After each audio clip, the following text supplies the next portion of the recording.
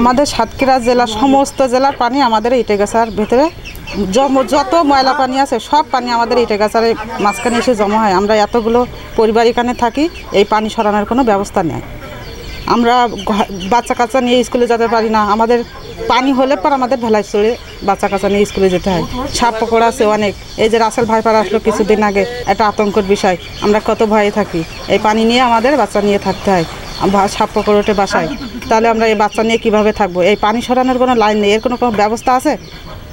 আমাদের কি এই পানির ব্যবস্থা একটু সরানোর লাইনটা করে দিলে আমরা অনেক খুশি। আমরা প্রতি বছর এইভাবে ডুবি মরি এই ঘের ভেড়ি করার জন্যে, আমরা যাতে এইভাবে না ডুবে কষ্ট না পাই, গরু বাছুর হাঁস মুরগি মানুষজন ডুবি মরতেছে, এইভাবে যেন আমরা কষ্ট না পাই। আপনারা সেইভাবে একটু আমাদের পাশে দাঁড়ান, আমাদের একটু সাহায্য করেন। এই যে ঘের ভেড়ি আর এই যে ওই যে বাঁধ কেটে দিয়েছে না, তার জন্যই তো আমরা এই পানি এদিকে এইছে আমরা ডুবি মরতেছি। প্রতি বছরই আমরা এই পানির ভোগান্তিতে থাকি এবং দীর্ঘকাল ধরে আমরা বলে আসতেছি। তা আমাদের কোনো অভিভাবক আছে বলে আমরা মনে করিনি, কারণ কেউ আসে রাজনৈতিক নেতৃবৃন্দ থেকে শুরু করে প্রশাসনের সবাই জানে এই অবস্থা, কিন্তু কখনো কেউ সমাধান করে না। সবাই আশ্বস্ত করে যে ব্যবস্থা নিচ্ছি হচ্ছে হবে, কিন্তু আসলে মূলত কেউ কোনো সুব্যবস্থা আজ পর্যন্ত আমরা পাইনি।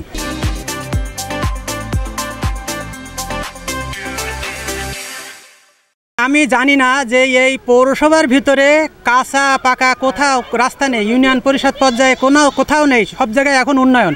এই উন্নয়নের পদযাত্রায় আমরা অবহেলিত। 1 নম্বর ওয়ার্ড একাটিয়া গদাইবিল গ্রামবাসী অবহেলিত। এইখানে গুটি কয়েক শ্রেণীর মানুষের জন্য 20 থেকে 30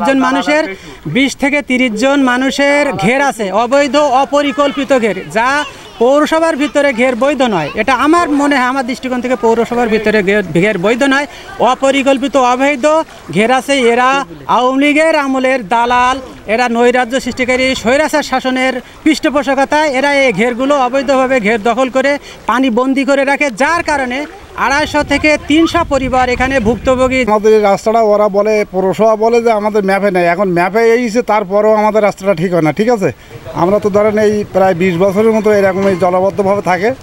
ওই বাড়ি থেকে বড় অফিসাররা আসে, দেখি শুনি চলে যায়, পরে আর তাদের খবর নেই। এই জায়গায় এই রাস্তায় আমরা যে কষ্টে থাকি বা যে কায়দায় আমরা বেরি, মানে আমাদের পাত তোলা তো সব নষ্টই দিয়েছে, বুঝতে পেরেছেন? মানে খুব খারাপ অবস্থা। গত কয়েকদিনের বৃষ্টিতে সাতক্ষীরা শহর এবং এর আশপাশে এলাকায় জলাবদ্ধতা সৃষ্টি হয়েছে। আমাদের এখানে ড্রেনেজ সিস্টেমের কিছু ত্রুটি রয়েছে। আমাদের মাছের ঘেরে যেগুলো নেট পাটা দিয়ে প্রতিবন্ধকতা সৃষ্টি করা হয়, কোথাও কোথাও স্লুইস গেট রয়েছে। তো এগুলো টোটাল সমন্বিতভাবে আমরা কাজ করছি।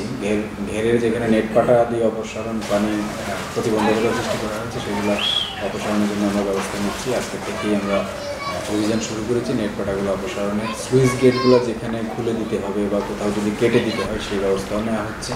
আর প্রয়োজন হলে সাতক্ষীরা শহরের যেখানে পানি জমে আছে সেখান থেকে পাম্প করেও পানি বের করার টেকনিক নেওয়া হয়েছে। এবং এই জলাবদ্ধতার কারণে নিম্নআয়ের মানুষ, যারা অসচ্ছল মানুষ, যারা ক্ষতিগ্রস্ত হয়েছে, তাদেরকে আমরা মানবিক সহায়তা হিসেবে চাল বা শুকনো খাবার সেগুলো প্রক্রিয়া শুরু করেছি। ইতিমধ্যে পৌরসভার অনুকূলে পর্যাপ্ত বরাদ্দ দেওয়া হয়েছে। আমরা আশা করছি যে বৃষ্টি আজকে থেকে একটু কম, বৃষ্টি যদি আর না হয়, আর আমরা এই নেট পাটা অপসারণ, স্লুইস গেট খুলে দেওয়া, পাম্প করা, এই সমন্বিত কার্যক্রমের মাধ্যমে আগামী 2-1 দিনের মধ্যে জলাবদ্ধতাটা আমরা নিরসন করতে পারব।